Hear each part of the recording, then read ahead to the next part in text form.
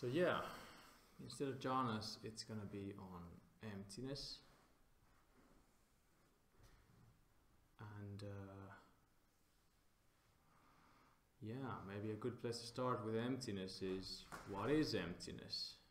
And I mean, emptiness has several different emptiness. So in Pali it's suññata, in Sanskrit it's shūnyata. It has lots of different interpretations, and as many might be aware, it's like a very key concept, especially in Mahayana Buddhism.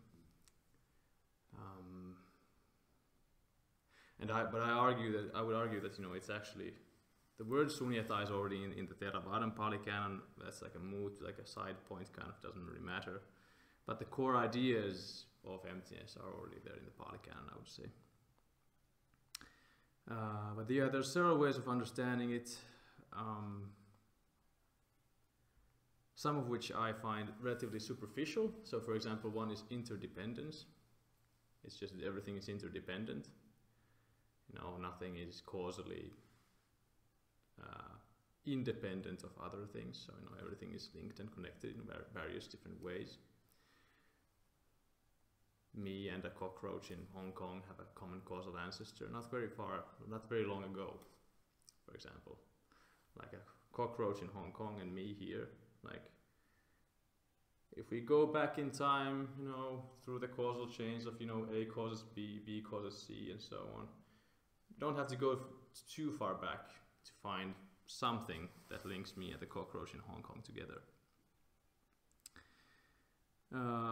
So that kind of interdependence, yeah, that's one way to understand emptiness, but that's pretty superficial.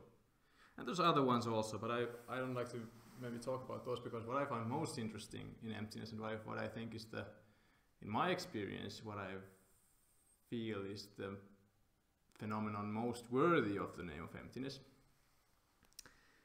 is basically that there's no objective truth. And that's something, I've already spoken about yesterday, and maybe the day before to some extent, and in interviews with a lot of people. So no truth. So basically, emptiness is something that kind of takes us beyond the game of true or untrue, beyond truth values. And in a nutshell, the core reason for why we'd want to do so is that truth is actually not our friend in terms of suffering. Truth does not really help us as a concept to get rid of suffering. On the contrary, truth enslaves. So whenever we think that something is true, we have no choice but to believe in it. If we think some belief we have is true, we feel we have no choice. And all that belief implies, we have to buy that as well. So if we have a belief that implies a lot of suffering and implies that we have to suffer, and we think it's true, we think it's objectively true, we can never be liberated. We cannot get free of it. The belief has to change. But for a belief to change, we must be able to see and find that it's not true. It might not be false either. Perhaps something beyond true and untrue. One way to kind of approach emptiness, which I often use, is to start speaking about language. So yeah, I would argue that language is about description. We have descriptions for all kinds of stuff. We have descriptions for a chair, we have descriptions for a state of events, we have descriptions for emotions, for feelings, for cognitive dynamics, whatever. Model of the mind, a theory of the mind, a theory of the relationship between the mind and the rest of reality. And yeah, all of these are descriptions. Lots and lots of descriptions. And I would argue that descriptions are always interpretations. So if you take any everyday situation, like say there's a ballroom and on the side like a hall, and there's dancing. There's people dancing, and on the side of the hall on a bench, there sits a man, and he's looking at a couple dancing there, and yeah, a man and a woman, and the woman happens to be his wife. And the man sees this, his wife, dancing with another man, let's say, and he gets jealous because he sees that they dance so well together. They dance so much better than I could dance. So like this man could dance with his wife, or so he feels. So he gets jealous. It's a description of a situation. It's an interpretation of the situation that feels to that man perhaps that, you know, this is happening. I see it with my own eyes. It's happening. My wife is dancing there with another man, dancing very beautifully, and perhaps our love is threatened by this intrusion by the other man. And then on the other side of the hall, there's like on another bench, another man who just sees a couple dancing. Just sees like two people dancing beautifully. No wife, no jealousy, no love triangle, nothing. It's an obvious example, but it's kind of its obviousness and the simplicity kind of sometimes with these examples, the obviousness kind of hides the truth there, or like hides the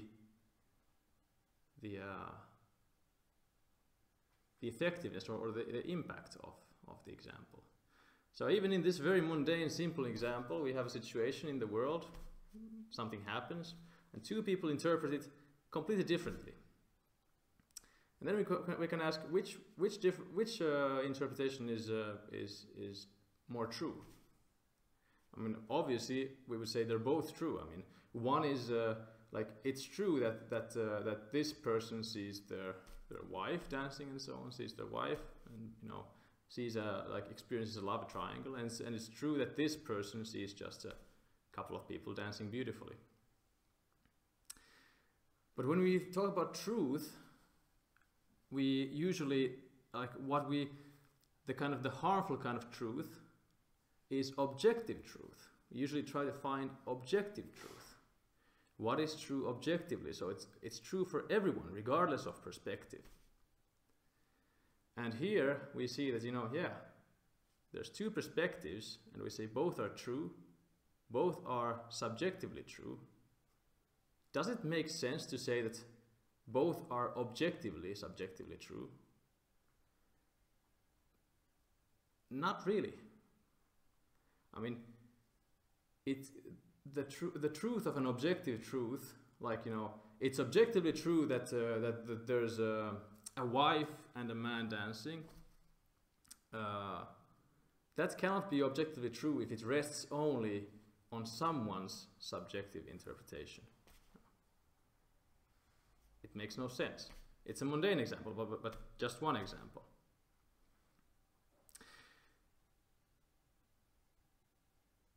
Basically, both interpretations are equal, you know. They're both just interpretations of a situation that happens in the mundane world, like seen with the eyes and heard with the ears. And neither one has preference over the other, really. They have no hierarchy.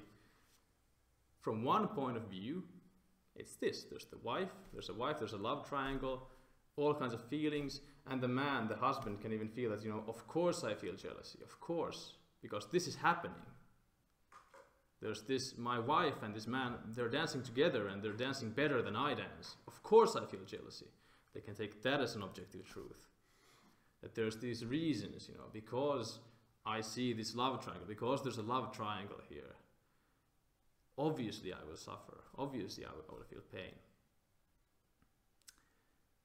But if the love triangle itself, you know, for one, the love triangle, the existence of a love triangle is dependent on there being on his viewpoints, on his being in a place and seeing things with an interpretation that includes that love triangle. If it's completely dependent on there being such an interpretation, it's kind of, you know, there cannot be objective truth in it. It's completely dependent on there being such an interpretation. And even then, even if like furthermore, even if there were a love triangle there, really a love triangle, and we kind of, I think we all know that, you know, of course there isn't a love triangle, you know, like there isn't a wife, there isn't a couple, there isn't dancing. There's just, you know, someone could say there's just two people there, just two people moving in some way. That would be one kind of like layer, like kind of, if we think of emptiness, we can think of emptiness as like an onion. It is like layers we can peel off, layers of meaning we can peel off further and further. So if you peel off some meaning, it might no longer look like a love triangle and a couple dancing, or like for example my wife and this other man dancing, but it's gonna look like, you know, just two people moving together. We strip more meaning away, it might be just two animals, for example, two animals moving. Strip more meaning away, it might be just two objects moving together. Strip more meaning away, it might just be forms and sounds. And strip more meaning away, it's just something.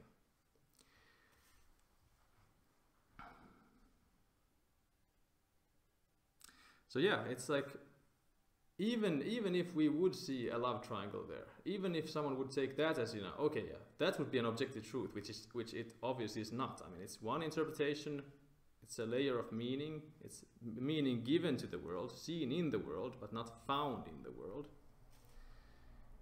Even then, you know, the person might have this feeling, of course I will suffer when I see this kind of thing. That too is an interpretation. That's not an interpretation of the external world, but that's an interpretation of the internal world, the dynamics of the mind. So if the person feels like, of course, if I see, you know, like my wife with another man and they're having fun and so on, and they're having much more fun than I could have with my wife, of course I will be jealous. And that will, of course, that's, you know, jealousy is always painful.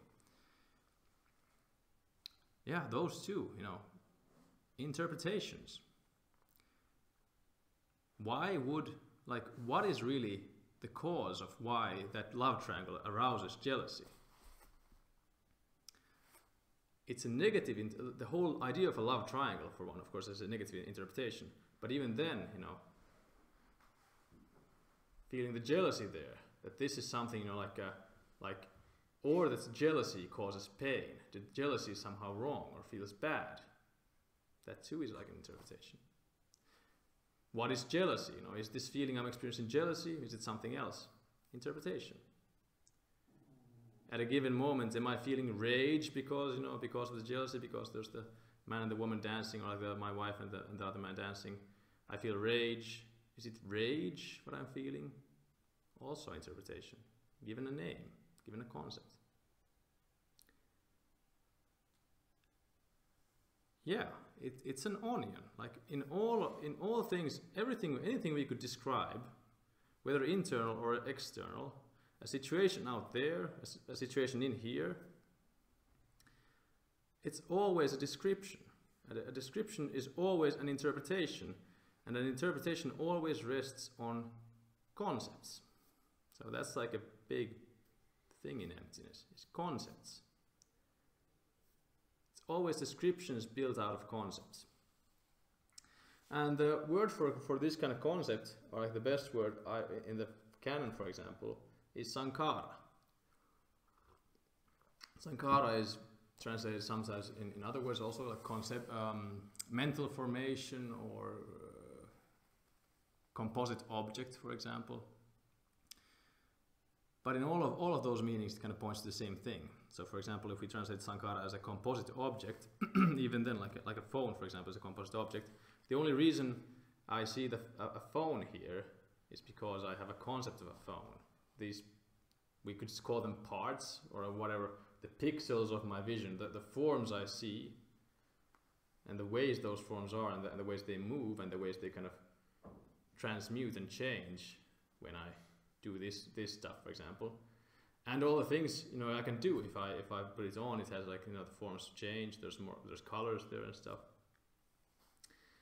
all of that is tied to this concept of a phone I have. And if I didn't have the concept, I wouldn't recognize it as an object at all.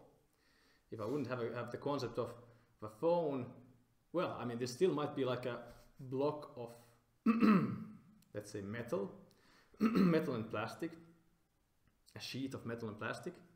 If I didn't have the concepts of metal and plastic, this could still be a rectangular object. If I didn't have the concept of a rectangle, it would be an object. If I didn't have the concept of an object, that's the end of it. There's no more. Even an object is a concept. And on this point, it's actually sometimes a nice exercise I kind of suggest to people is picking up an object, like for example the phone, and really kind of trying to see the concept in the phone. When I, if I look here and I instruct my mind, I pick up the phone, it knows exactly what to pick up, and it it finds it. And when I look at it, I can't really see the concept of a phone anywhere. What comes to my mind is concepts of colors, but those two are concepts. I could say, I see blue, I see some black, I see forms. But then when I look at that, where do I see the concept of blue somewhere? Now I see like maybe light reflected or something, or like more concepts, But if I do I see light? It's like, actually no. I mean, I see something, but what it is, I really know. It's like, I see stuff. I can't see the concept of a phone anywhere, because what I see is not the concept. What we see are never the concepts themselves. And likewise, when the husband sees the man and the woman dancing, he does not see a love triangle out there. The concept and reality are distinct. They don't connect. The concept of a phone and this thing have nothing to do with each other. I mean, this phone knows nothing of phones. I mean, it's kind of, this thing couldn't care less whether it's a phone or a book. It's completely beyond any of that, this doesn't care, reality doesn't care if you call this let's say like a blurb or something. It makes no difference. Reality doesn't care. It doesn't connect. It's a name. It's a name that's given. We give names to things. It's not already there. We don't there's a door, it's not like the door is a door as such. And I mean, it might sound obvious, but this is a deep point. It's not a door as such, It's not even a slab of wood. If we didn't give it the name, if we didn't have the concept of a door, I mean, if we didn't have the concept of a wood or a slab, if we didn't even have the concept of resistance, like something, a solidity, I just walk, I try to walk through it. I would just bump into it. It requires my conceptual understanding that I understand. I have these concepts that it's a door, it's a solid object. I cannot walk through it. But because it's a door, I can take, it has a handle, I can take the handle, and I know that, if I can open it. I know the functionality of it. I know how to use a door. And yeah, concepts are very much about how we use objects, how we use things. But yeah, not just things. Everything. Yeah, situations, events, emotions, feelings, thoughts, all of that, similarly interpreted. Interpretations, concepts. And when we move from this kind of realm of form, from rūpa, from this realm of form to nāma, so basically which, mentality. Nāma means literally name, and I think this is a good like a nice kind of trick there. It makes sense. Nāma-rūpa is in Pali Canon, it's name and form. It's this kind of mind and body duality. The Pali word for mind and body duality. And yeah, literally it's name and form. And the mental world is just names, it's just concepts, it's built out of concepts, nothing more. The mental realm, like anything the mind fabricates, anything the mind sees in the body, feels in the energy body, for example, thinks, feels, imagines, all of it, just concepts, like just meaning. And this is another way, another kind of important way to kind of see emptiness. There's no meaning. No, meaning is not out there. Nothing means anything. I mean, you know, if we think, you know, whatever meaning we see, we project. We see it out there, but it's not. We don't find it. We see it. This might arouse some kind of hints of nihilism in some people. You know, like, there's no meaning. That sounds terrible. Everything is just, you know, fabricated. Everything is just projected. But no, it's not. You know, if you feel that there's nihilism or it's anxious somehow, that's just more meaning. If you feel anxiety that nothing means anything, it's just more meaning. You know, more and more meaning. You feel that, you know, but that's somehow like a terrible thing. You know, like nothing means anything objectively. You know, like there's no objective meaning. What's the purpose in life then? You know, is there a point to any of it, and so on? Just more and more and more meaning. You know, like. And the key thing in emptiness, why it's so important, is that we can't suffer emotionally, mentally. It's impossible for us to suffer without meaning. Suffering arises from certain kinds of meaning, certain kinds of interpretation, when we interpret things in a negative light, basically. And here the core concept in suffering, I feel, you know, like, of course, in traditional Buddhism, it said that suffering arises out of craving or aversion. Yeah, totally. Craving is, like I said, I think yesterday or the day before or something, craving is like, yeah, it's wanting plus aversion. It's wanting in a way that's fearful of loss or fearful of non-acquisition, not acquiring the target of desire. And aversion, aversion, totally. Suffering is very much about aversion. But what is really aversion? It's either hate, which I would like. What I mean by hate is, you know, something that is present. You are threatened by something that is present, or fear. You're afraid that something is going to happen that would threaten you. So it's about feeling threatened. And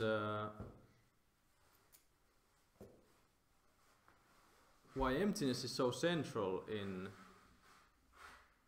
suffering, in relieving suffering and liberation, is because the only way we can actually feel threatened by a particular interpretation of reality or ourselves, our own mind or our emotions, is if we think it's true. We think it's objectively true. So a very common form of suffering, for example, for people is that, you know, like a feeling somewhere in the mind of, am I adequate? Am I enough? Am I good enough? And what the mind is really expressing there is that, you know, is the true way of seeing things, the true interpretation that I'm good enough, or is the true interpretation that I'm not good enough? And it's afraid that the true interpretation is the one where I'm not good enough. And emptiness, you know, liberates you from all of that, because then you see that, you know, it's just interpretations all the way. There's no truth about it. You know. It's how you perceive yourself. It's how the mind perceives itself. It's completely subjective.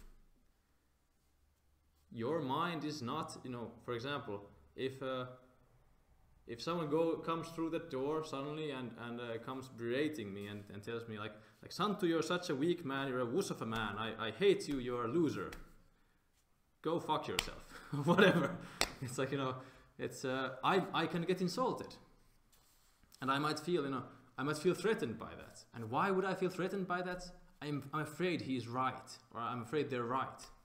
The only way I would be threatened or insulted by that, hurt by that, is because it triggers in me this kind of fear that, you know, I don't want to be a weak man. I don't want to be a wuss. I don't want to be a loser. I'm threatened by that. I'm afraid maybe it's true. I don't want that faction in my mind to get points. I don't want that kind of, I don't want evidence piling up for that view that I'm a wuss. If someone comes in here and tells me I'm a wuss, I'm afraid that that's more evidence that the real interpretation of myself, my mind, is that I'm a weak man, I'm a wuss. But really, in the view of emptiness, I'm not a wuss, I'm not a strong man either. My mind is what it believes it is. It's a domain of pure interpretation. It's just concepts, just conceptual structures, and nothing more. And yeah, talking about, when I said inadequacy before, and weak man and all of this kind of ties to inadequacy. And talking about suffering, what the core concept in suffering really is, we could say it's fear, but even more fundamentally, I think it's the idea of lack. The concept of lack, something is lacking, or the concept of flaw. That's the core, core reason, the core cause for suffering is the idea, the concept of flaw. Reality cannot be flawed. It cannot be objectively flawed. It cannot be objectively amiss or lacking, because for something to be lacking, it would have to be lacking in relation to some purpose, some goal, some conceptual structure. It would have to be inadequate in relation to some function. But all of those are just more interpretations, more conceptual structures. I cannot be lacking as such. I can't be objectively lacking. It doesn't make any sense, like the only way in which anything could be lacking in me is in relation to some conceptualization, some purpose, some view of what I should be. But what I should be is just another view, just another interpretation. The ideal santo. What would be the ideal santo? I'm not the ideal santo yet. The ideal santo is always calm, always compassionate, always energetic, and all of that stuff, I'm not there yet, so I'm lacking. I'm somehow not, I'm inadequate. But it requires this comparison. Nothing can be inadequate compared to nothing. It doesn't make any sense. There has to be some comparison, some yardstick. And the yardstick is always an interpretation. It's an ideal interpretation or a feared interpretation, something, but it's another interpretation that is not any more true or any more valuable than any other. So here too, I could say that I suffer because I'm lacking in relation to this ideal santo. And and this is somehow relevant because the ideal santo, which is always compassionate and always energetic and always blah blah, very wise, very very very smart, never fumbles it with words, always good. That that ideal santo, the only way it would be relevant is if we think that these qualities, wise, energetic, funny, compassionate, whatever, these things, that they are somehow are objectively good. They somehow have objective value in themselves. These are somehow objectively valuable. But here too, these two are just more concepts. And it's just another interpretation. Nothing more than just more interpretations. Being funny is good, being wise is good, being energetic is good, being compassionate is good. Just more interpretations. We don't ever find that whole game never bottoms out in reality. It's like a ball of yarn floating in midair. It's very tangled together, and it's just all kinds of connections and associations. In what Robert Beyer called our mythos, our myth, our mythology. All kinds of associations, all kinds of meanings interconnecting in various different ways. But none of them has any objective truth or objective validity whatsoever, because they're all just interpretations built out of interpretations concepts built out of concepts, a never-ending loop floating in midair, which we can basically just exchange for another one that is exactly as valid.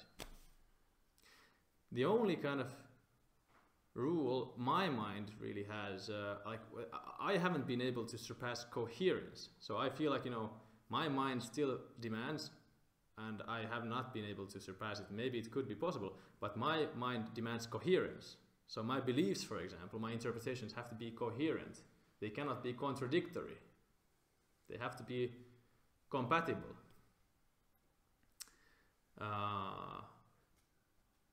But that's a very kind of loose yardstick. There can be many, many, many different kinds of ways of viewing the world which are compatible together. Different ways of valuing things. Also, so for example, we could take selfishness in the view of emptiness, for example. Selfishness as a value or a characteristic. Not bad, not good. Nothing has any meaning. Nothing is good or bad. Nothing is right or wrong. It doesn't make any sense except from a relative point of view, relative to a conceptual structure, relative to a belief structure, relative to a mythos, to a world, or a reality tunnel, as Robert Anton Wilson used to call them. So for example, selfishness, yeah. Not good or bad. But if I give selfishness value, I'm deprived of a lot of other things I could give value. It's not compatible with many other things. No. For example, if I think selfishness is very good, and I just promote selfishness in myself, like more and more selfishness. Yeah, I love it. It's incredibly nice, and I get all kinds of wonderful things when I just give things to myself. Sooner or later, someone will come and hit me in the face, for example, and I'm like, that's not good. Doesn't feel good. Kind of ugly. Not beautiful. I don't like being hit in the face. Consequences that are difficult for me to find good compatible with selfishness. No. Me feeling that it's okay for people to hit me in the face and just turn the other cheek, Jesus style. Hard to find that compatible with selfishness. No.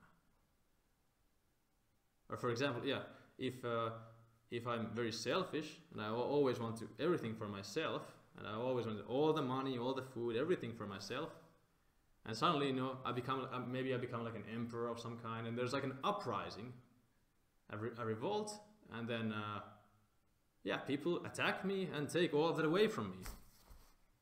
Not nice, not good. The consequence is not good.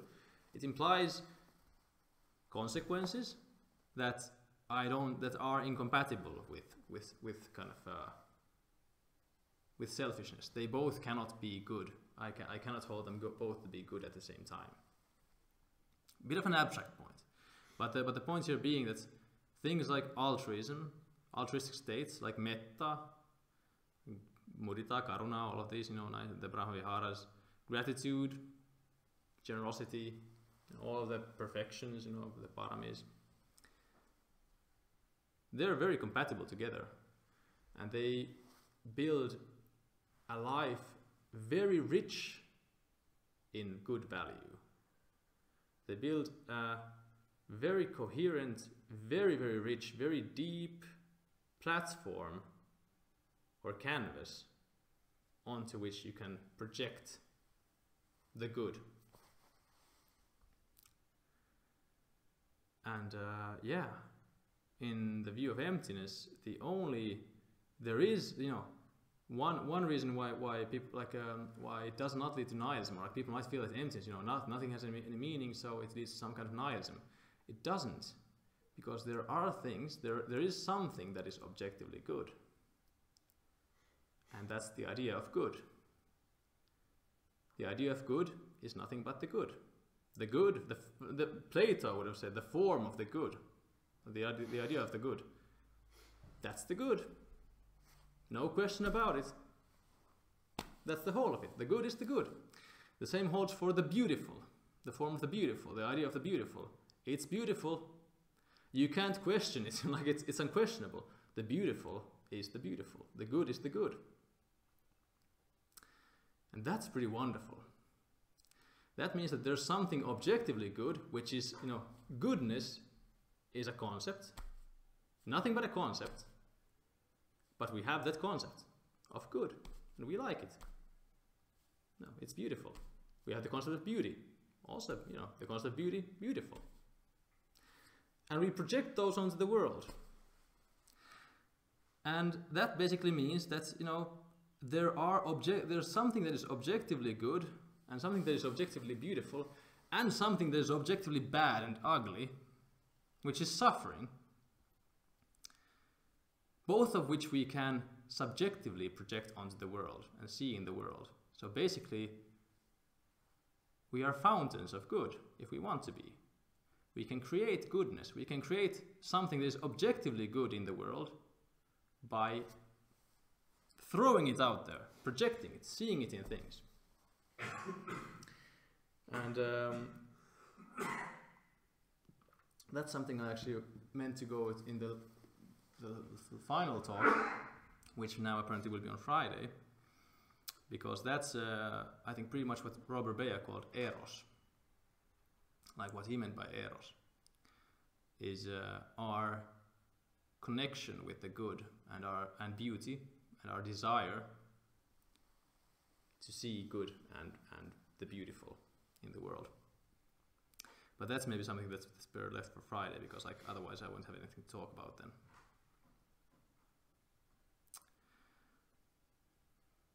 Experiences of emptiness are always, insight experiences into emptiness are always a deconstruction of meaning. Narrative structures that the mind believes are true, it suddenly finds not true. Or, beyond true and untrue. Neither true or true. Yeah, the Buddha even, there's in the Pali Canon, on this kind of neither true or untrue thing, there's this part where the ascetic Vacchagotta asked the Buddha, basically, is there self or no self? And the Buddha doesn't answer. Maybe mixing up actually two things. The Buddha doesn't answer to that, but no, it's actually, maybe some other ascetic asked the Buddha, what happens to the Buddha after death? Some question about the Buddha after death. And the Buddha asks the ascetic asks, is this something true? And the Buddha says no. Is it not true? The Buddha says no. Is it both true and untrue? The Buddha says no. Is it neither true nor untrue? The Buddha says no. And that's kind of, I don't remember actually what that was, Was it about the self? Because on the topic of the self, the Buddha didn't answer. That's like a separate thing. But still, there is something. I think it was maybe about is the universe infinite or something, Or is it true that the universe is infinite? That might have been the question, or it might have been about the rebirth of the Buddha, or what happens to the Buddha after death.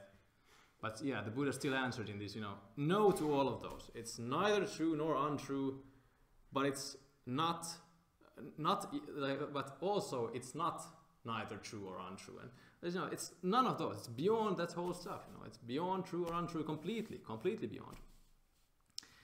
And that's because the same thing there. True and untrue, truth and untruth are, even in Western philosophy, in academic philosophy, in which I have a solid background. Truth and untruth are properties of propositions, so they're properties of sentences of meaning. And when we see that those sentences of meaning never connect with reality, because the conceptual world, conceptual overlay, and reality as such just don't have anything to do with each other.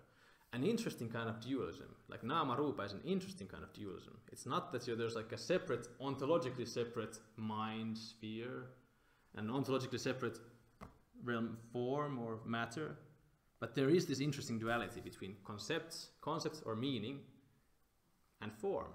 As they never connect. The two shall never meet. Always separate. Always just interpretations. just, you know,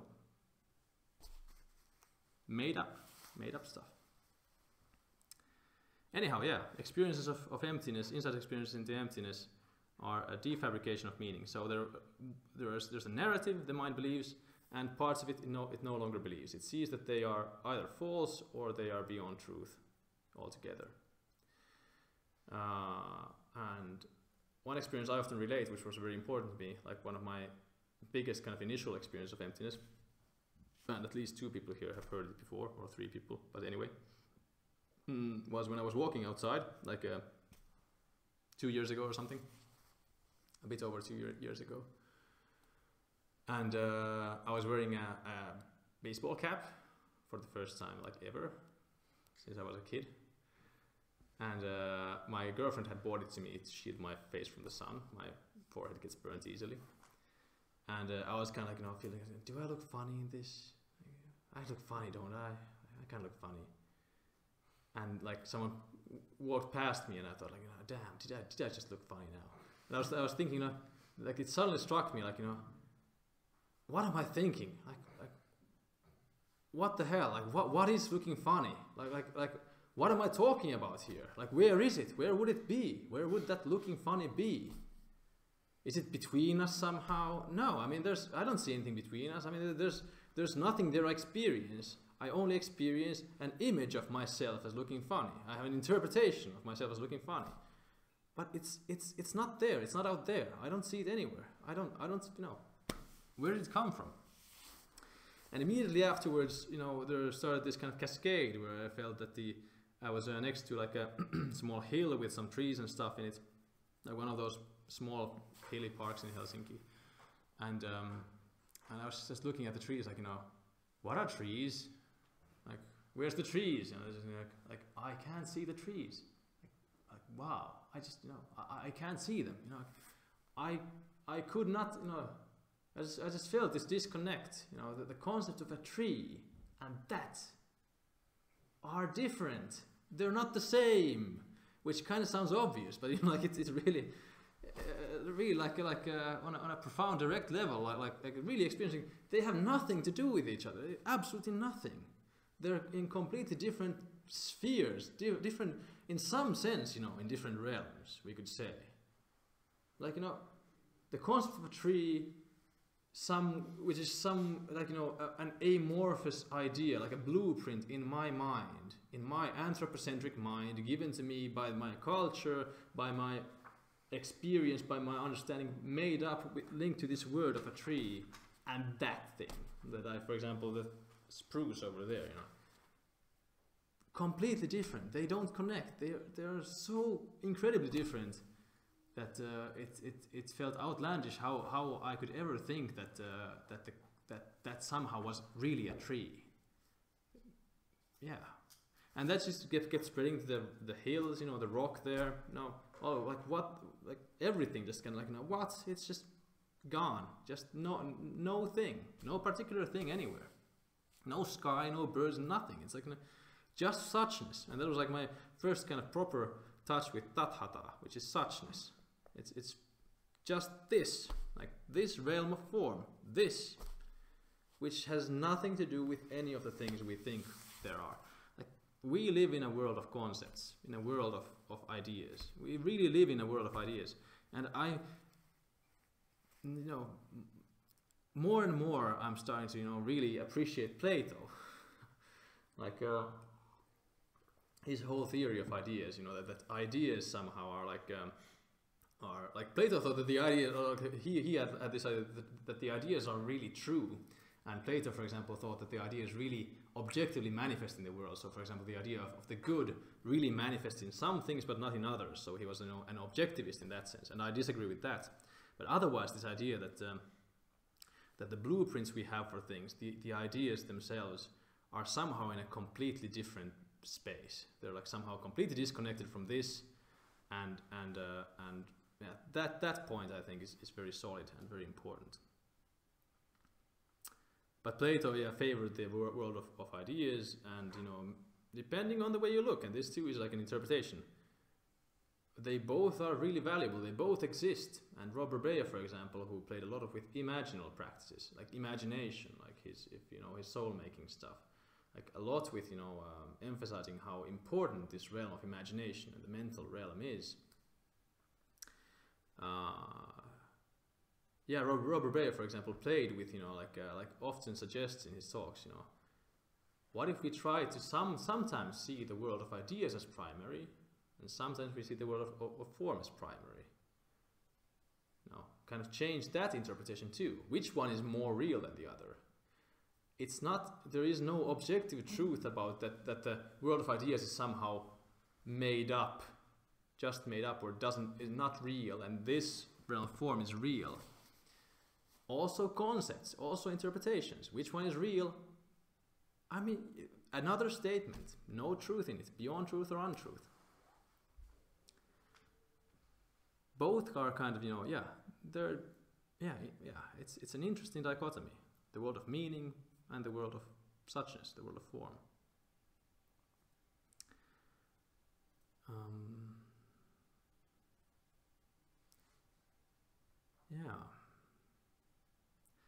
And a few words still about, I think, would be good to touch on more on liberation here. Even though that I will talk about more on Friday as well. Liberation, Again, the idea of flaw. Coming back to that. Much like the idea of the good, or the form of the good, or the idea of the beautiful, the idea of the flaw is just an idea. Ironically, the idea of flaw is not flawed in itself. It's perfect. It's the idea of the flaw. It's what it is. It's perfect. It's not flawed, it's flaw. Different things. But the idea of flaw, that's the root of our suffering.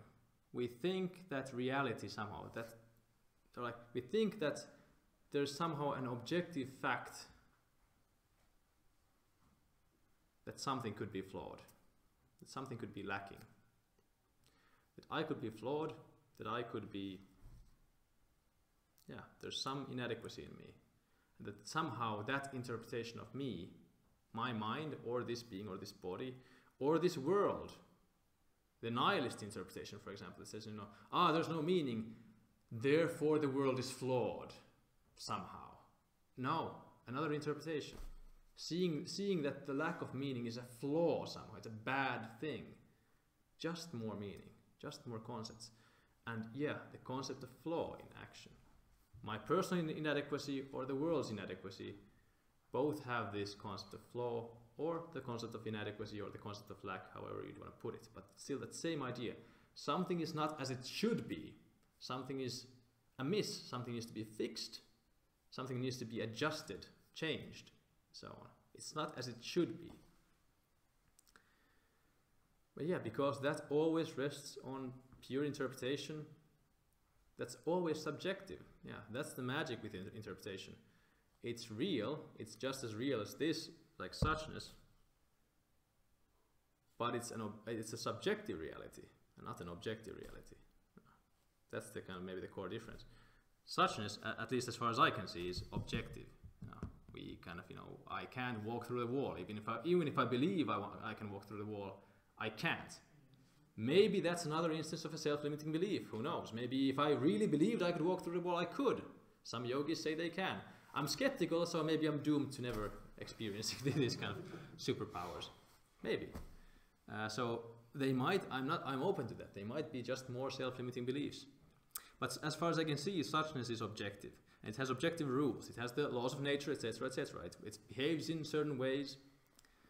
And we conceptualize those ways. Here it's also important to notice that the laws of nature don't exist. The laws of nature are just a description. It's an abstraction from how suchness behaves. We kind of look at how suchness behaves, and then we make models. But models, this is a very good thing, a very famous kind of statement. The map is not the territory, which kind of describes emptiness very well. All of our concepts, all of our models, maps, very different than the territory. If I look at a map with this kind of these kind of curves that show that increase in height, for example, like a hill.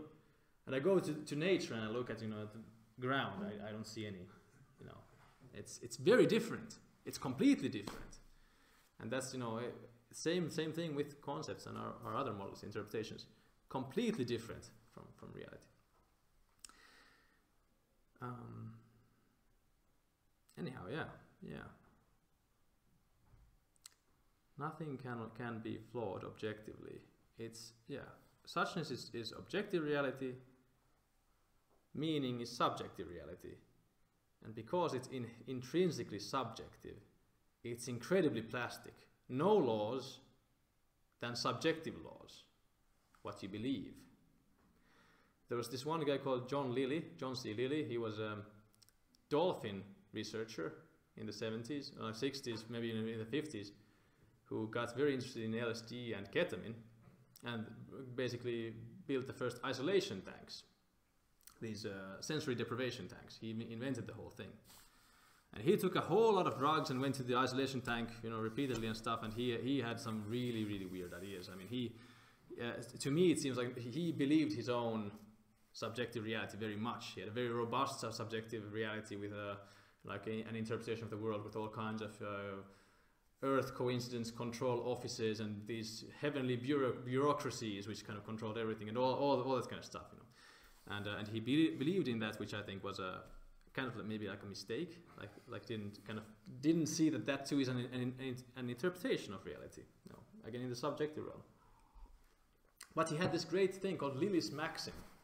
He had this kind of maxim, his kind of which was that in the province of the mind, what is believed to be true either is true or becomes true within certain limits which are further believed to be transcended. In the province of the mind, there are no limits, and I think that is true. That's kind of that's. I mean, of course, as a description, again, beyond true or untrue, but it behaves that way. No limits.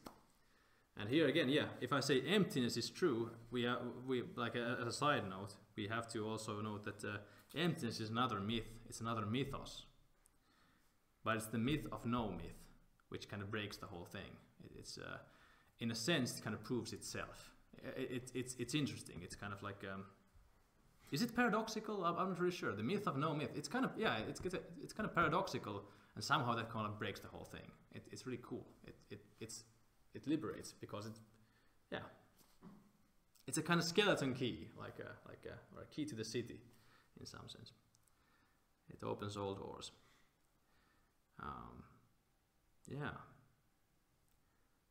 No limits in the province of the mind, and as long as we think there are limits, and as long as we think that, for example, our mind is a particular way, so this is another good point, the sense of being wounded.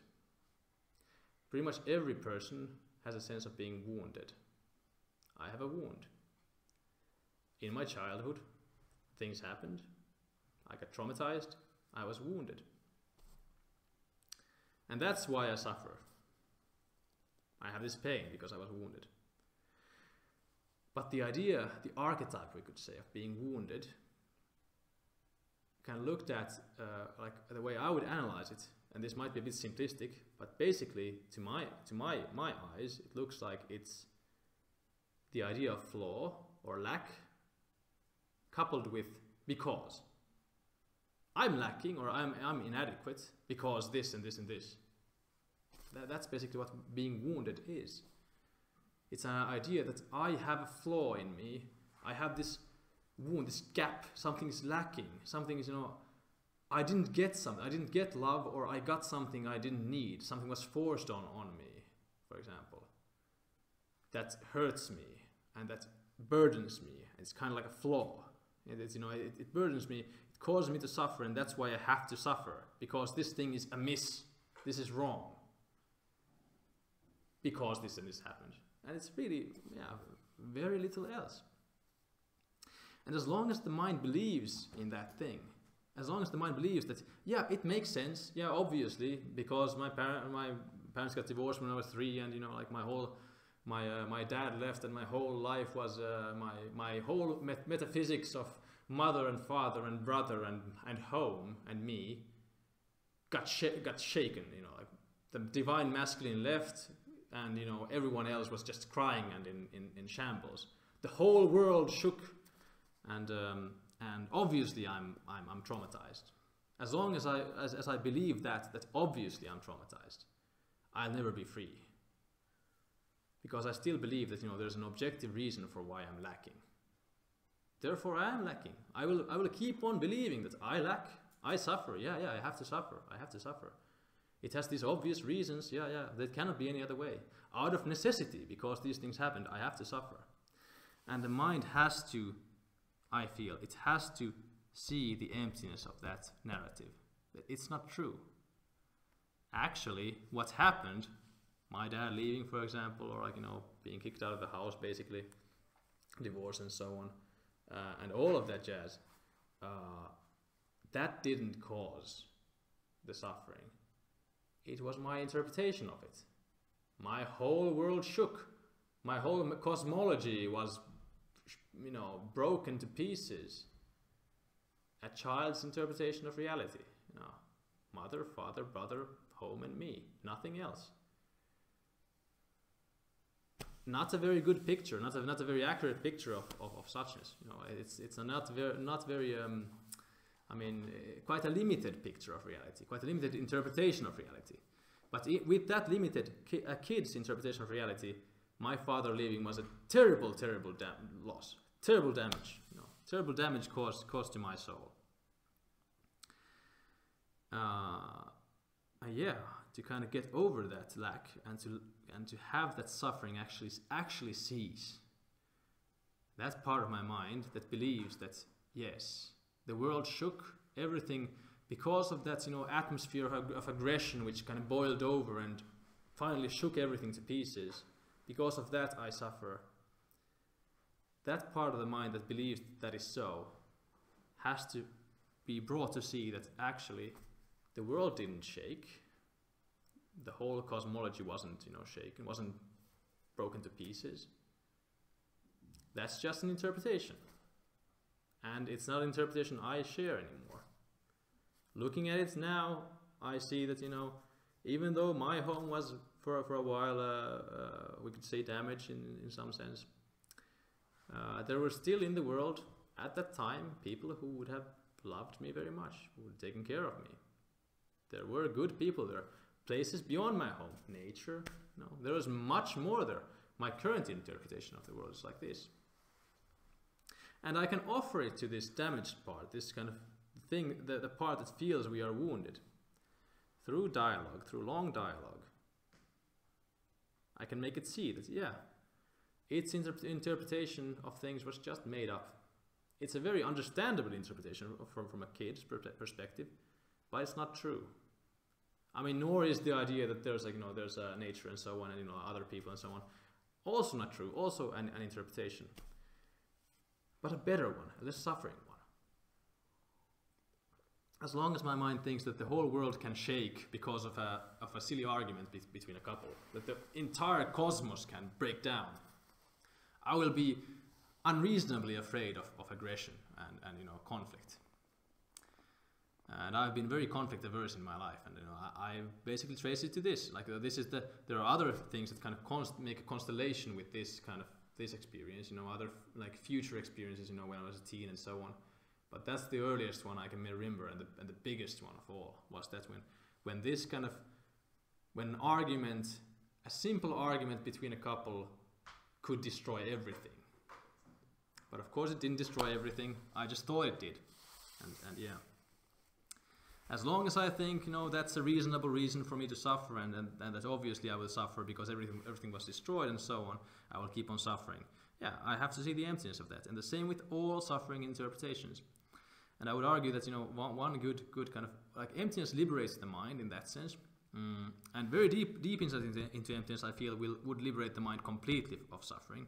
But even lesser insight into emptiness liberates the mind to a degree where it becomes more flexible. It's no longer so important what's the real interpretation of things. What's the real reason why I suffer, for example? There is no real reason. I made it up. You know, I made it up to begin with. There is no real reason. And that's very important to see. There's just my belief in, my interpretation, my belief in what caused the suffering. I believed that this is terrible. You know, my parents broke up. I believed that the world shook and everything was in shambles and that's terrible. I believed that. And a part of me maybe, you know, still believed it at least a while ago.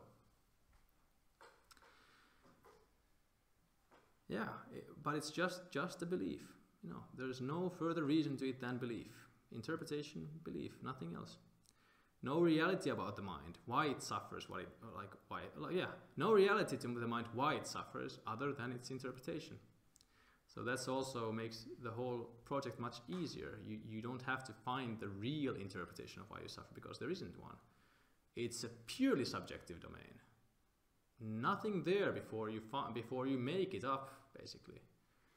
And this is, you know, something that I touched on last night also, and something that could be contested, I feel, but I don't see much evidence or much usefulness in the idea that the mind has a certain kind of structure to begin with, or like, you know, that my mind is a certain way.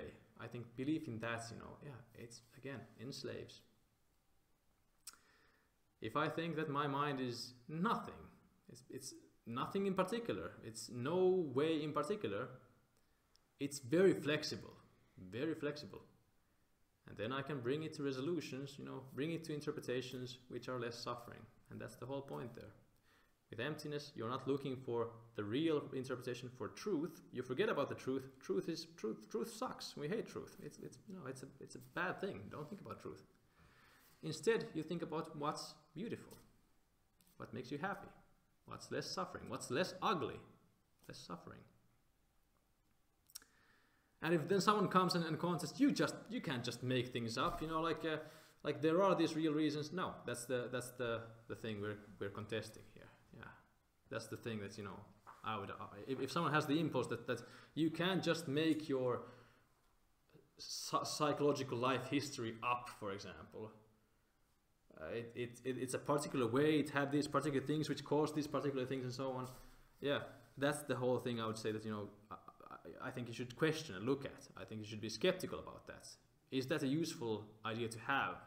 That you're tied to a particular narrative and you're tied to a particular view of your mind. Because as we probably all know, like we all can feel it, we all have seen it.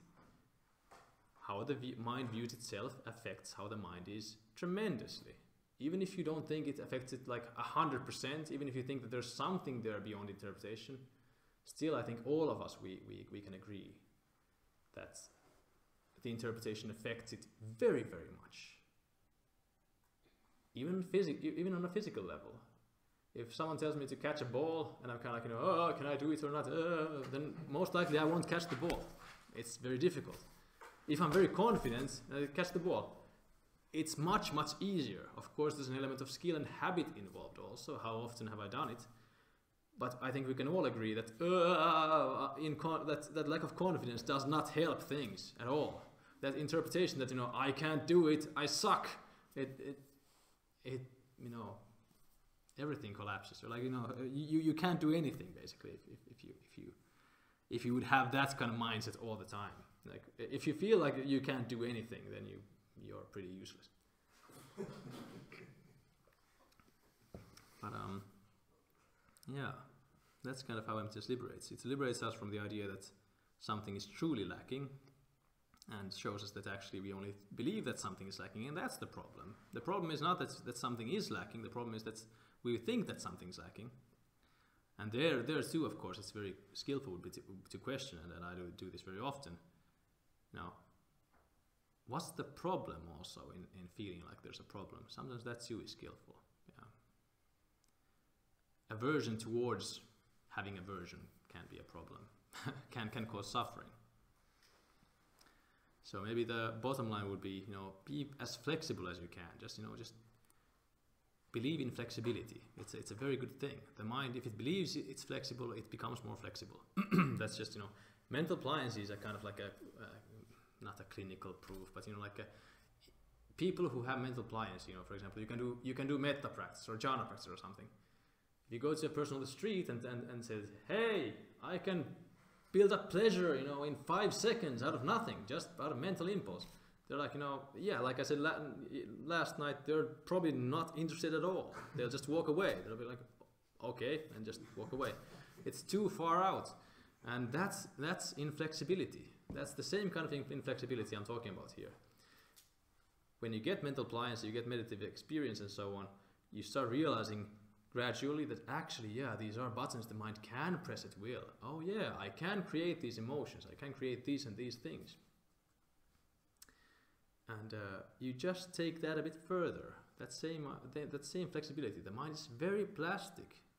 I used to have a completely inactive energy body when I was like 18 or 17. I remember saying in high school, like in a class, that like basically that I wish I never felt anything because they're just so irrational. And I remember that I didn't feel much in my body. It was just all like really cerebral. And I just felt that, you know, all of that, you know, cerebral junk was just a hindrance in some sense. I definitely did not feel things like, you know, for a long time I was anxious that I never feel love, for example. For a long time I felt like, you know, can I even feel love? Do I feel love? Am I like somehow like a really selfish person? I don't feel these kind of things. And yeah, remembering those thoughts, you know, anchor me to that past, and I can kind of contrast now to that and see that, you know, things have changed so much. I mean, like I used to have a super messy mind and a really silent body. Nowadays I have a really silent mind and a super messy body. Like, you know, it's changed very much. So yeah, also that same flexibility. But I think that's maybe enough. Yeah, emptiness, an onion of meaning. You know, you get less and less meaning. And you realize that there actually is no meaning objectively, and then you start wielding meaning in skillful ways to fabricate less suffering and fabricate more happiness, basically, or more good. Yeah.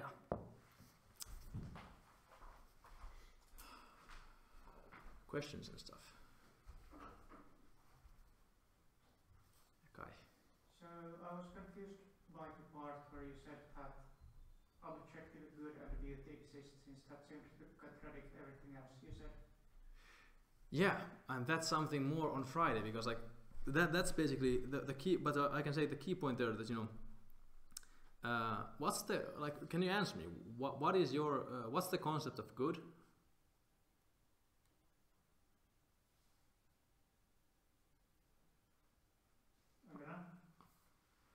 Yeah, well, like one way you can put it is that to say that, you know, the concept of good is the concept of good. You know, it's identical to itself, kind of. So we could put it like with a big G. Good is good. It is that feeling of, you know, something being valuable. It's just, you know, that projected value, like something is valuable, and we can connect with that. You know, we can all see it. You can question whether a chair is beautiful or good or not, but if you see the goodness, you see the goodness. If you see it as good, you see it as good. End of story. And the good always feels like the good. It always feels good. Because it's the good. You know, that's kind of pretty much it. Nothing in particular is good objectively. So for example, or beautiful. So like, you know, the glass is not, it's not beautiful or ugly objectively. But if I see it, if I find a way of looking at it that, you know, I see it as beautiful, I see it as beautiful. End of story. And that's where the objectivity is. If I see it as beautiful, I see it as beautiful. It's not beautiful, but I see beauty. I see beauty there. The concept of beauty is projected there, and it's beautiful. Because it's beauty. It's beauty itself. You know. Does that make any sense? Because like it's an interestingly subtle point, but there is a point there. You know, there is a point there. How doesn't that also apply to everything else? Like, why don't you also say that if I see a chair, it's still objectively an experience of seeing a chair? because I mean, it doesn't make much sense to say that you objectively have a subjective interpretation of it being a chair. No, I mean we can say that, but it doesn't add anything to saying that, you know, subjectively Kais is a chair. I agree, but why does it make sense to say the same for the good? It doesn't. I mean, it doesn't. I mean, all we can say is you know, if I see this as beautiful, Santtu has an experience that sees it as beautiful. But what I see, when I see it, is beauty. When you see the chair, I mean, the idea of a chair is the idea of a chair. And that's objectively true. They're identical. So if you perceive a chair, you know, you project the idea of chair onto that object, you can say that, you know, Kai subjectively experiences a chair. There's nothing objectively chair-like in the chair. The chair, you know, that object has nothing to do with it, basically. But the idea of a chair is chair. It's the idea of a chair, and you see it. Yeah, do you make more sense? So I agree with the thing you say about me seeing a chair, but I thought then you seem to also be saying that objectively good and beautiful things exist, and I don't still understand. No, not at all. Oh. No. Objectively good and beautiful things don't exist. Nothing is objectively good or beautiful. No, of course not. That would enslave us too, because, and that's what I'm going to talk about more on Friday. But you know, we can say that here, that emptiness liberates us also in the way that we can want things without craving, because then we realize that, you know, this is not beautiful. What I crave is not this, but beauty, and I can never lose the idea of beauty. I can just withdraw it from that and perceive it somewhere else. Because what I like is the idea of beauty, which is objectively beautiful, or the idea of good, which is objectively good. But this thing, nothing to do with it. It's just a white canvas. It's just a canvas on which I can project the good. But if it breaks, I'm like, you know, who cares? It wasn't beautiful after all. And then I see it there instead. You know, and nothing stops me from doing that. You know, because the idea is here. It's like, you know, figuratively speaking, it's here. I can never lose it. You know. So nothing is objectively good or bad. Not at all. But it doesn't matter, because we see the objectively good, which is good in things, subjectively. Make more sense. Maybe I'll wait for your next talk. Yeah. Because it's like, otherwise I won't have anything to talk about on Friday. But this is like the Friday talk will be about also like basically love, and you know, like how, like, you know, the desire to love and appreciate and to see beauty and so on, and which I think is really cool. But yeah, I'll talk about it more then. It's a really funny point. I like talking about it because it's a really funny thing, I think. More. This is basically we talked today about. It was very interesting, your lesson, by the way. But this is basically the insight meditation. What you do. Well, like, I mean, yeah. If you question, you ask. You know, like you question the narrative. You know, for if you have a narrative of whatever, like we talked with you today. Like, you know, you have some narrative about why I have this pain. And you question that. Yeah, that's working with emptiness, yes. Because the core question of emptiness is always why, or what makes it so. Why is it true? Why do you think it's true? And you know, when you do that kind of investigation, you have, for example, yeah, I feel like, you know, of course I hurt because my parents divorced and so on. I can question, but what makes that interpretation true? Why do I think it's true? Why isn't it just another interpretation? Why do I think it's true? And if you pursue that deep enough, it bottoms out in either I just made it up, it was my best guess, I just made it up, or someone told me. So for example, in my case, I suffered very much. You know, I felt that the whole world exploded when I was 3. I've gotten good enough contact with it. And here also, I don't care if it's objectively true or not. I don't believe that, you know, my mind has that, you know, objectivity there. But my current narrative, you know, I have a very good connection with that narrative, that kind of experience, that fabricated experience, that I felt that the whole world blew up when my parents divorced. And part of that was because I saw in my mom like tremendous fear. My mom was super afraid, like because my dad was a bit violent and stuff. My mom was also a bit of a my mom was super afraid. My mom was super afraid of that. And so, you know, I think part of where I got the interpretation that everything has gone to crap was my mom. I learned it from her. Like, she basically showed me how should I interpret all this? And my mom is like, you know, be terrified. And then I'm like, okay, mom. Like, you know, then I'm really terrified, basically. So yeah, it often bottoms out either in like, I just made it up. It was just something that I felt was likely or felt likely. I thought it was true based on my limited evidence, which is always too limited to fix any true interpretation. Or someone told me, yeah. And that's like, yeah, that's working with emptiness. Yeah. You find the emptiness there from that investigation, and when you find it, again, like the more and more times you find it, that, you know, this too wasn't true. This too wasn't true. Not true. You start getting this confidence. Like, yeah, it becomes more and more clear that, you know, yeah, nothing is true. It's all just same thing, you know, made up. Another question, could you very simple explain what is the suchness?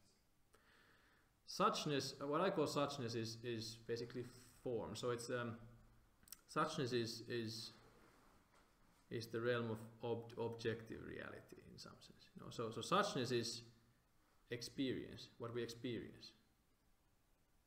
Well, I mean, suchness basically, you could say suchness also includes the mind, but no.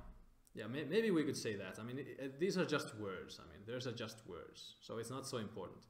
But maybe one could say that suchness is both nāma and rūpa, so both mind, the subjective field of meaning and mentality, and this realm of form. And it is how it is, but it includes both. The subjective sphere is very subjective and very flexible, and just incredibly flexible. And the objective field has some rules. But we could also, you know, another way to put it would be to say that suchness and again, just ways of using words. Suchness is nothing; it's just a word. But, you know, one way to use the word could be to mean form, and form is all the senses, the sensory information. And sensory information, our sensory experience does not include objects, which might already be clear. So, for example, I don't see a microphone, for example. That's impossible, like because the microphone is in the mental sphere. It's a concept. What I see is just like form, rūpa, is always this. What the Western philosopher Rudolf Carnap, he was like a philosopher active in the 20s, 30s, in the positivist school, like a very scientifically minded school, very kind of opposite direction, coming from a very opposite direction from Buddhists basically. But he talked about elementary experience. He was a very strong empirical philosopher, like an empiricist. He thought that all knowledge should be grounded on experience. And when Carnap kind of, with his super analytical mind, thought about experience, he found that the only experience that actually is, you know, undifferentiated and that does not have any kind of concepts involved is what he called elementary experience, which is the totality of all experience in one given time. So like everything I hear, everything I see, everything I feel at this given time, that's form. Not in sense, it's not, and suchness, or like in form, it's not that there's like a bodily feeling, there's feeling and hearing and sight. They too aren't different. Like differentiating them from each other, so thinking that there's separate sound, hearing, and there's vision, and there's bodily feeling, they are somehow separate senses. That too is just concepts. So, in the realm of form, and what we could say in suchness, in this sense, there's just this. There's this that is happening right now. And that's all you can say about it, is that it's this. And that's why it's called suchness, because such is like such. Or sometimes it's also said thusness, because thus, also the word thus means like, it's indicative. It's like, we could say a translation for suchness could be tällaisuus or sellaisuus, like, thisness. So it's, it's just this. And everything else is mental or concepts. That's nāma. Yeah. So is a suchness an accessible state through practice, or even desired? Yeah, I mean, you can fabricate. Yeah, if you fabricate very little meaning, yeah, you can get to states of suchness. Like you can kind of like and again, just words. States of suchness is like a dubious concept. Like yeah. Again, don't reify. Don't make into a thing. This kind of these things. Also, just meanings and interpretations.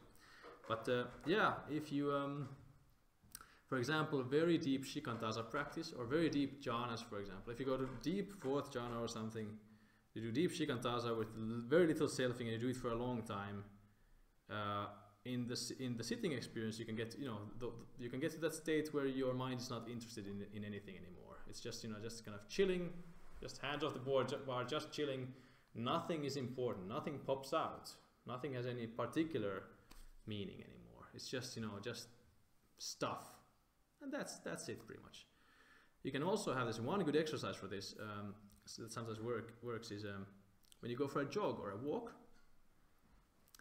You can run or walk one direction. You count your steps to build some samatha, for example. Just distance yourself from your everyday hindrances, your stressors, and so on. And when you reach the middle point and you turn back home, you just let go of everything and allow your legs, which that's a very easy low-hanging fruit, so to say, to feel no agency. It's legs. Almost everyone has had this experience that the legs just move by themselves. Yeah, coming back home, you let go of everything. You just allow everything to happen, and you just kind of lean back and just your head turns and looks at the car when it makes a sound, and it's just just go. Just let it all happen. That's a nice way to kind of get into, or you can get to similar kind of no agency, no self states than in shikantaza.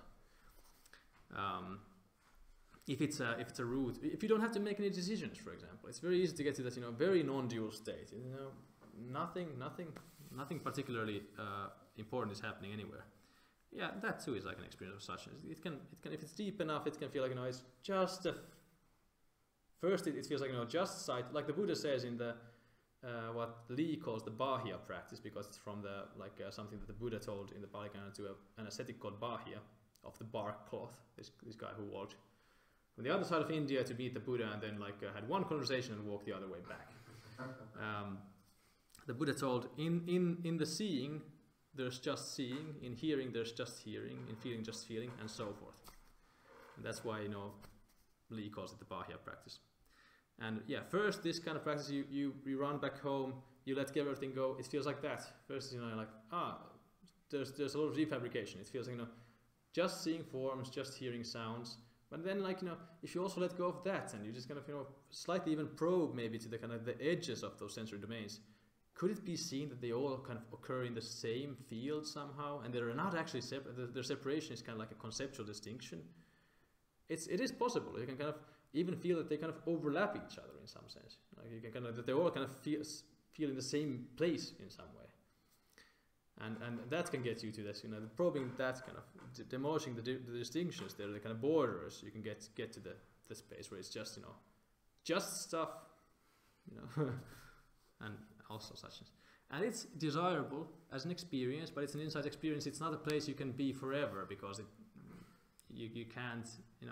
I actually today I was talking with someone here about Ramana Maharshi, who was one of the the Hindu mystic in the early 20th century. And he had a relatively long period where he as far as I can recall, he spent several kind of years basically being spoon-fed in a temple, like not really doing anything. Very, very, very low fabrication of self and other and everything. Just brain dead kind of. Not possible to live a lay life like that. It's not possible. You can't. You have to fabricate things. You have to conceptualize to be able to work.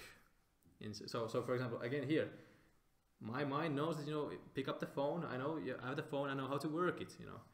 But you can still if you get experience of suchness, you can see through it and you can understand this. You can play with it.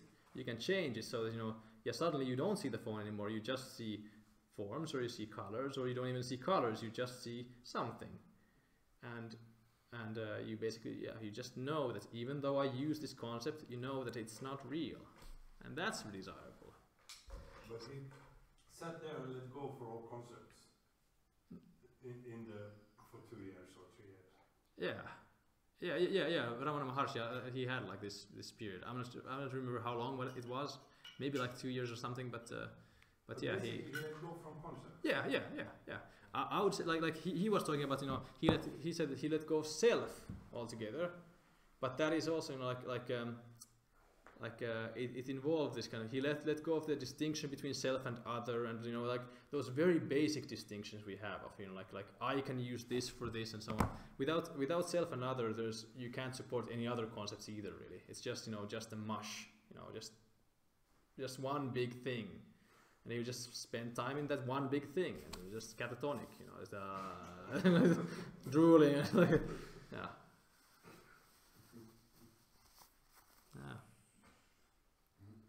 The Buddha also said in the Pali Canon that the point is not to get rid of conceptualization, nor is the point to conceptualize in a weird way. He basically said in an aberrant way.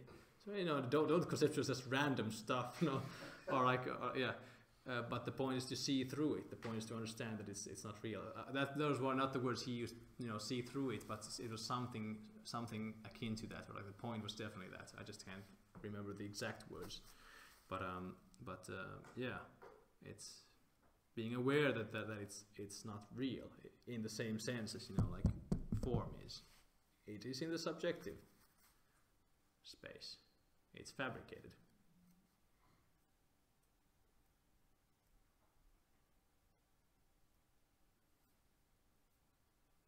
More questions? Any more questions? Yeah. Are you I guess what I took from your talk is that because any proposition is as valid or as invalid as any other proposition, you are willing and would prefer just to believe whichever one reduces your suffering the most. Yes. Yeah. With the constraint that you have to be able to persuade your mind that it's actually true. Or you don't even have to persuade the mind that it's actually true, as long as it doesn't question whether it's true or not. Like it doesn't have to believe that it's true. It's just as long as it doesn't believe it's untrue. Yeah. Has that resulted in you believing any stuff that most people would consider really crazy? Not right now, I think. No, I mean, because I also I find people orient their belief systems through certain things like coherence, for example, and people are intuitively quite good at spotting very incoherent belief systems, I think. Maybe I'm not actually sure about that, but I have found at least that it's perfectly possible to have very beautiful belief / meaning attribution systems without it being very aberrant. Like the Buddha said, it doesn't have to be weird. Kind of, maybe the weirdest thing I have is that's but based on experience. I'm not saying it's true, but subjectively in my mind, subjectively for me, it's true. My mind is built in the way that underneath everything, the very core thing in me is a sincere desire to love. That's like at the very, very core of my, we could say my soul or my mind, the very root of all desire, and also conversely of all fear, because like of all fear is the fear of losing love, and of all desire is the desire to love, to feel love, but also in a general sense, all kinds of appreciation, and all kinds of also being loved, which is my own feeling, also in me, feeling love in like both sides. And I mean, it's not, but that's not very aberrant, because like, you know, you read basically any, like when I had this experience in my, and again, it doesn't prove anything objective. It's just my mind is structured that way because it believes so, and it has constructed itself so. Your mind might also construct itself so. When I had this experience, I started thinking about all the times I had dismissed those kind of different kinds of people and mystics and so on, and who say stuff like, you know, like all we are at bottom is love, and stuff like that. Like I was thinking, I actually suddenly agreed completely that I'm like at bottom, the most fundamental thing in me is love. But yeah, that's maybe the weirdest thing, in some sense. But it's also not very weird, I think.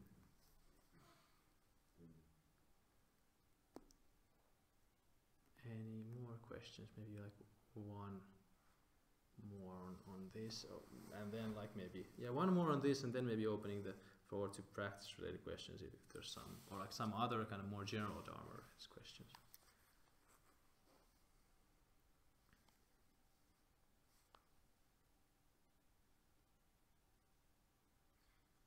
Yeah. Well, I guess this is from the middle of talk and the general questions.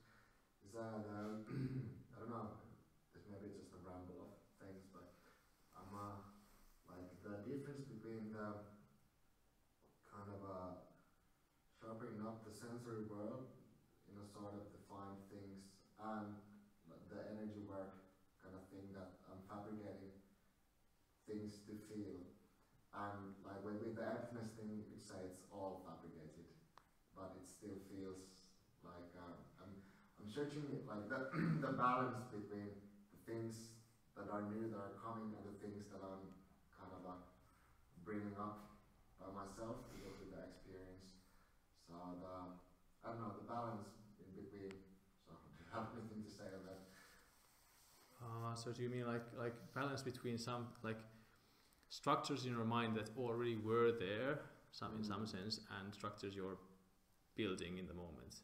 Yeah, well, it's way more practical. It's like doing like well, when it's like easy to cultivate the feelings of love, but then I don't know if the suchness world is kind of you know, signaling me to love everything. So because I can build up the feeling of love, but then I feel this distinction between that I can like feel the suchness world, and it feels one way, and then there's the energy world that I can cultivate, and I'm kind of in the crossroads of like balancing these things or whatever, or like, you know, blowing myself up to the energy worlds, or is it like the suchness I need to, you know, roam and find something new? Oh, so you mean like do you mean like being with things as they are versus fabricating? Yeah. Okay, and this is again like one thing straight from Verbeya is don't think there's a way things actually are, you know, like in your experience.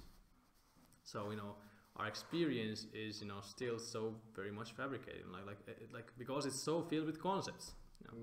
So okay, but yeah, do you want to be with just form? It depends on which one is more beautiful, and I would argue that, you know, being with form, being with just the very neutral experience of just, you know, form. And I mean, it's also a good question how much of that experience is fabricated, which I didn't touch on at all actually here. But I mean, suchness has like objective rules or laws, I believe, but, you know, our experience of it can also be fabricated to a big degree, which, you know, hallucinations, for example, show. But yeah, I mean, yeah, disregarding that too, you know, being with a neutral state of just sensory experience for a very long time is a bit boring, maybe. It might not be though if you see beauty in it. You know, if you see it as good, and that's also very possible. Yeah, it's actually, now that I think more of your question, it's actually a really good question. I'm actually also grappling with to some degree. Yeah, in most cases, I find it best to find the beauty in what's already there, in some sense, what's already fabricated.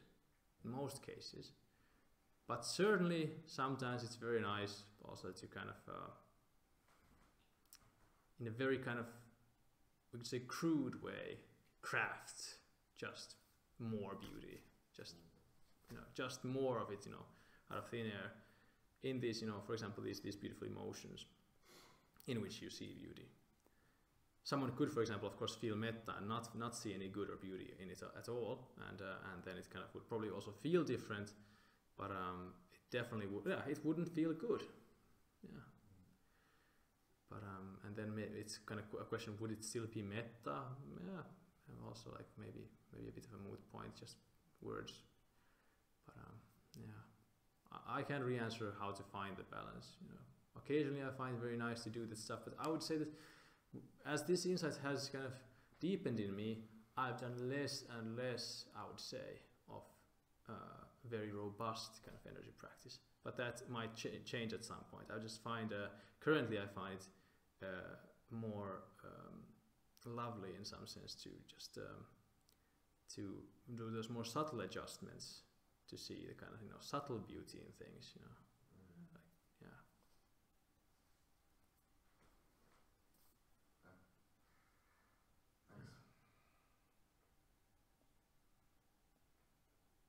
Okay. Any other like Dharma, like in a wider sense, Dharma or practice-related questions?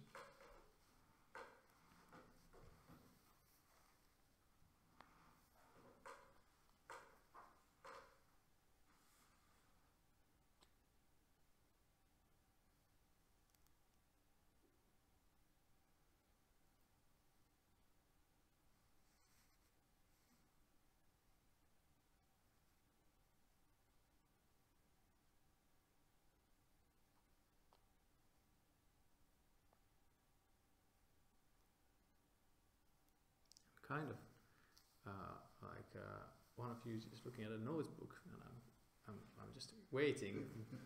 Is there something coming? Like, but no rush. I mean, no rush. No, yeah, maybe not. I was looking at this list I have here, whether I could pick up something, or maybe not now. Yeah, that's fine. Okay. Well, I guess we'll then sit for the last 50 minutes.